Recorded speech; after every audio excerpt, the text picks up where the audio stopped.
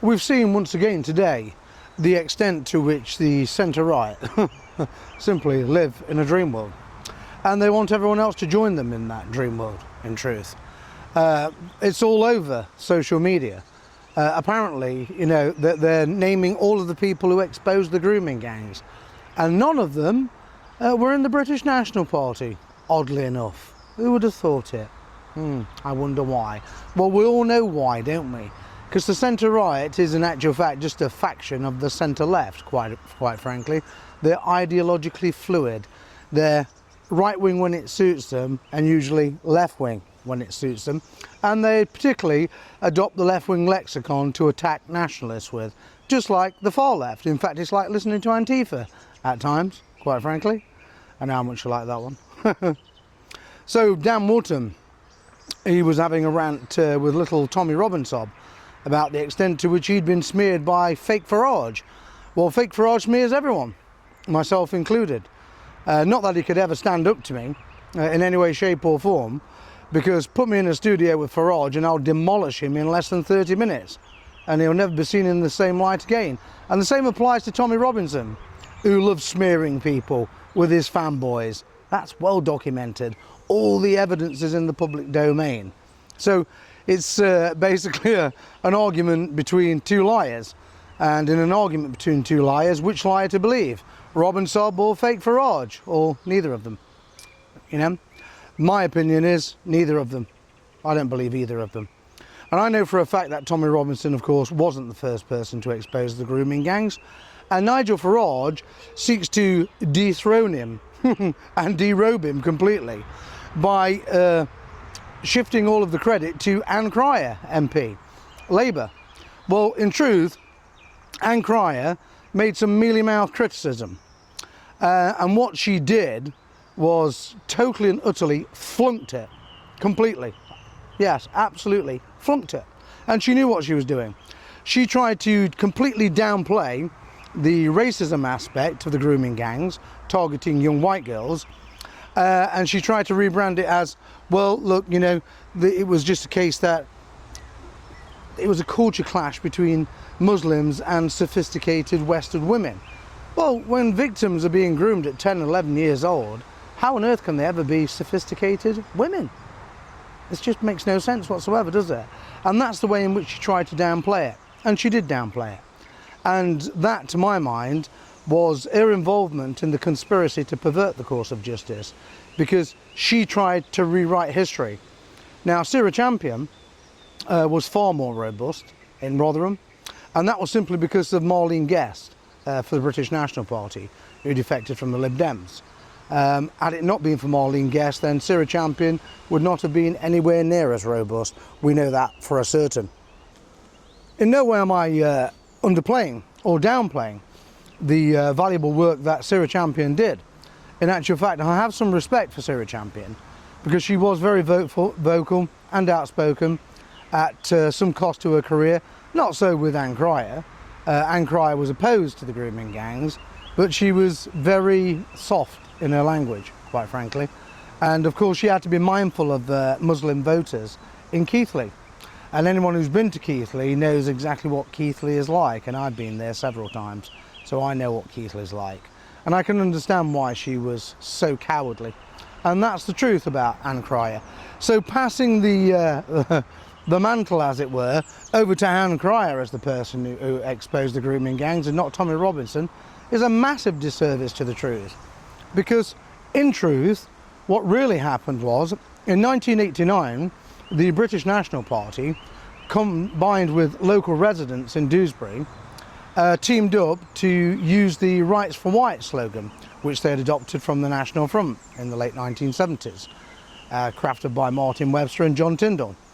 And it was put to use, and of course the far left went out inciting the Asian community, both the Islamists and the ordinary Muslims, and also the Hindus and Sikhs. And they all clubbed up together against the BNP and local residents, resulting in a major battle in the town centre, which the BNP and local residents won quite decisively.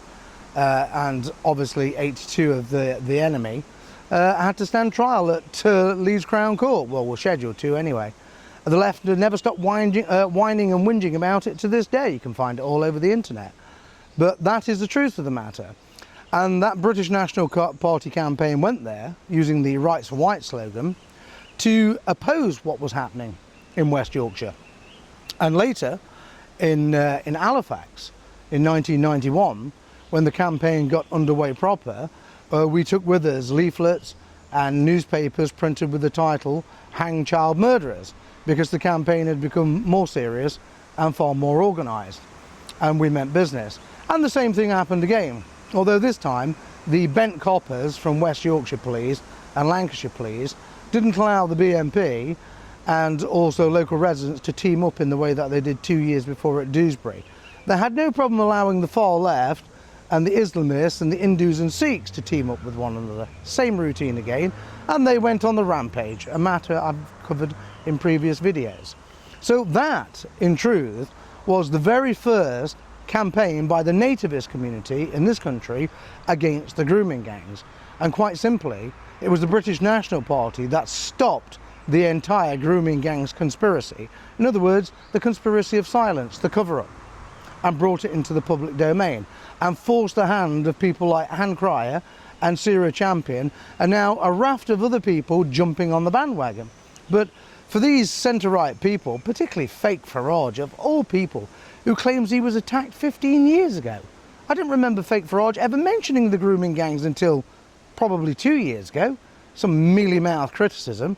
In fact, it's only been for the last 6 months that he's been on it, because he sees the political mileage to be made by conning even more people into his deep fake safety valve operation. Prior to that, of course, Tommy was using the grooming gangs case, the rape of Britain, notably, to grift millions of pounds from insecure, vulnerable people, desperate for change. We'll never get any change off Tommy Robinson, and certainly not from the cash they put in the collection buckets. That's a well-documented fact as well. Just ask his wife about the false accounting. So, look, in truth, was Tommy ever sincere about it? Well, he kept it in the, on the front burner, didn't he? Quite frankly. That was Tommy's achievement. But if you compare Tommy to Ann Cryer, then Ann Cryer didn't do any grifting out of it, but Tommy achieved far more on grooming than what Ann Cryer did. Sarah Champion, different matter entirely.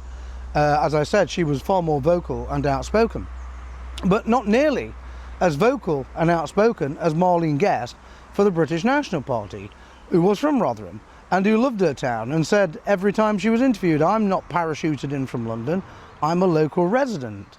And she went around Rotherham organising the community in meetings in pubs, because no one else would give her a platform, warning parents about what was happening in the town, and apparently they were flabbergasted. Well, I knew in 1991, because of a former girlfriend I had in the town called Heave, who I'd met in Skegness. I knew not all of it, but I knew quite a bit of what was happening, and it was particularly shocking. But look, in terms of Ann Cryer exposing it, I mean, obviously I think Farage must have been hitting the bottle again, because he's renowned for making stupid decisions under the influence of alcohol, like picking all the Brexit Party Brexit Party MEPs, or prospective MEPs, in 2019, whilst absolutely smashed on whiskey, a fact which his bent lawyer Andrew Reid admits in his troll trope. So, of July 2023. Farage is not a serious person in any way, shape or form, and he most definitely is not to be taken seriously. 15 years ago, Farage never mentioned a thing, one thing about the grooming gangs. He wouldn't dare. He's too much of a coward. He waits for other people to break down all the barriers, to change the Overton window. And then once it's been changed and opened and reshaped, then he'll creep through it to jump on the bandwagon, pumped and promoted to the hill by his bent friends in the mainstream media, because that's all Farage is. And the whole time he reminds them, it's either me or someone like Nick Griffin. And of course, terrified at the prospect of a new Nick Griffin, and so are we, former BNP members, quite frankly, as we never want to see that odious creep back, and he will never come back, because he will never be allowed to build another nationalist mass movement. We don't want a Nick Griffin back either, But at the same time, we don't want a con man like Nigel Farage running the show. So Farage definitely said nothing about the grooming gangs 15 years ago. And his latest fancy, that Ann Cryer, and I can barely keep a straight face when I'm saying this, Ann Cryer was the first person to expose the grooming gangs, is absolutely astonishing. Truly it is. Where was Ann Cryer in Dewsbury in 1989? She was condemning the BNP and local residents for standing up for their own community. And where was she in Halifax in summer 1991? She was condemning the BNP for having caused a riot in Halifax. On the contrary, the BNP caused no riot. That was entirely the far left and the Asian community that went on the rampage, nothing to do with the British National Party. We were never allowed to get anywhere near them. In fact, we were held on a hillside at least 4 miles away from them as they were on the rampage. But had we united with local residents in the same way that we did in Dewsbury 2 years before, then obviously that riot would have been put down without any help from the police very quickly, because that's what we used to do. And of course the bent coppers knew that, didn't they? So they allowed them to go on the rampage. I've covered this in the BNP docu-series. So Ann Cryer, my goodness, no, absolutely not. Yeah, she got her face in the press a few times, and she was instrumental in persuading some people in the press to do a bit of mealy-mouthed criticism. And every time they ran into serious obstacles, they bottled it and fell apart, and they didn't come back to it for another 10 years or so. Does that sound like somebody who was the very first to expose the grooming gangs? You see, the way I see it is this. I believe everyone who has done something to speak out against the grooming gangs has done something significant to break down the wall of silence, the code of silence, the criminal conspiracy. But in truth, the people who did all the first and most serious, dangerous hard work were nationalists in the British National Party and the local residents who teamed up with the BNP wherever they campaigned. They were the ones who took all the risks. And in truth, Marlene Guest did far more to expose grooming gangs than Sarah Champion and Ann Cryer combined. And she was very frank and open about it. You know, no mincing her words, no mealy-mouthed platitudes to the Muslim community at all. No playing it down, no trying to re-engineer the situation from racist attacks, or what Colonel Richard Kemp called rape jihad, into, oh well, it was just a culture clash between the Muslim community and these sophisticated white women. Well, they weren't sophisticated, they were little girls. They were little girls. They were not sophisticated Western women, they were little girls, preyed upon. And the authorities, the way in which they treated them was absolutely despicable. And note this, you know, a raft of BNP members and activists were prosecuted and arrested for exposing the grooming gangs and charged with incitement. I don't recollect Tommy Robinson ever once being charged with incitement for exposing the grooming gangs.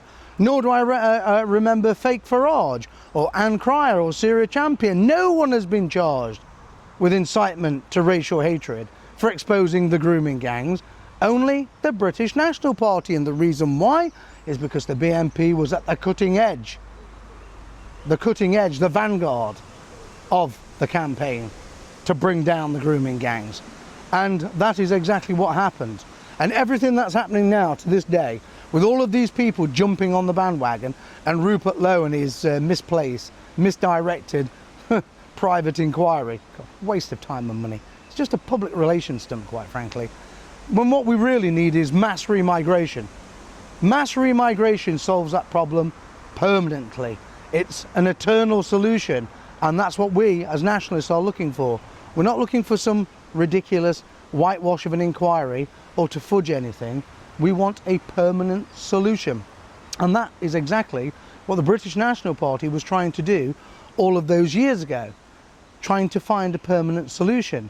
Then we called it repatriation. It's just playing with words. Today it's called remigration, but it's exactly the same thing. The two words are synonymous. What we want is remigration. We don't want an inquiry. And we're not going to stand back and allow these centre-right con artists, because that's all they are, grifters, con artists, liars, junkies, a lot of them as well, to misrepresent history and rewrite it. And I will say this to all nationalists out there and to all former BNP members: wherever you see these falsehoods being spun on social media, you are to challenge them directly and make it perfectly clear that it was the British National Party that exposed the grooming gangs. And first and foremost, that Marlene Guest put her life on the line to expose the grooming gangs.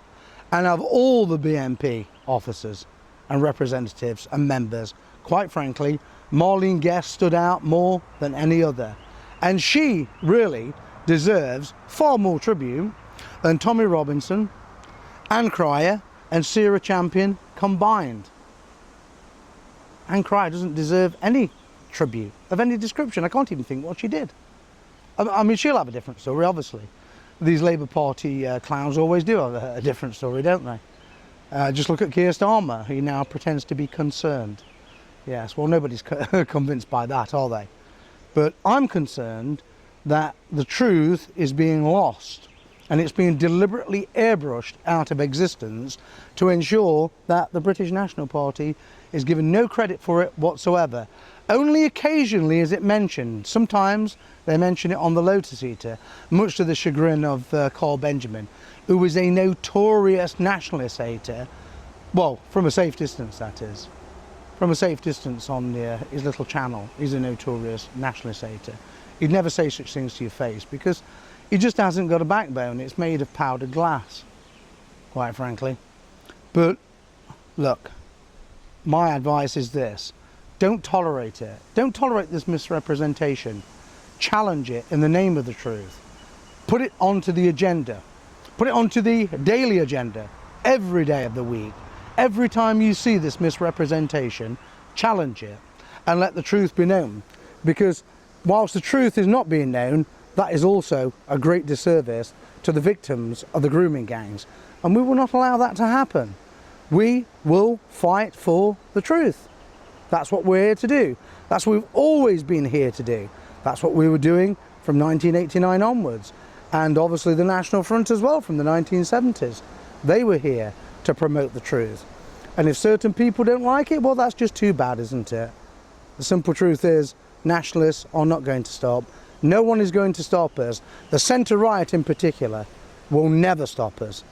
And as for this nonsense that they've seen off the nationalist threat, well, obviously that must have been contrived during a heavy session of LSD, or maybe a big whiskey session with fake Farage and his cronies. And I can absolutely assure you, nationalism has not been seen off. We're back. Yes, we got sidetracked because of Nick Griffin and his cabal, but we're back now, and you're going to find out the extent to which we're back in the next 2 years. So yes, the truth will be known, because we will ensure it is known.